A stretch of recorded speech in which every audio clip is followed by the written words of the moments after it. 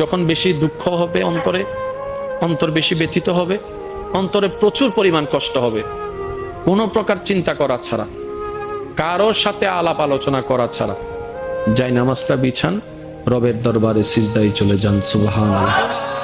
চোখটা বন্ধ করেন, চোখের পানি ছাড়তে থাকেন, মন হালকা হতে থাকবে, সিজদায় রবকে বলতে থাকেন, যা বলার বলতে থাকেন, যেভাবে বলার বলতে থাকেন।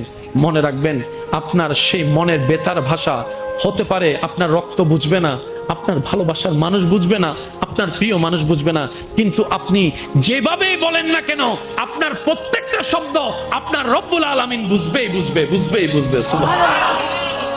আপনি যখন ওনাকে দুঃখের কথা বলবেন, উনি আপনার দুঃখটাকে হালকা করে দিবে, সেই দুঃখের খবর প্রকাশ করে আপনাকে কখনো বেইজ্জত করবে না।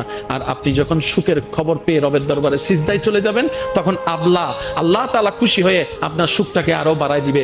লা ইন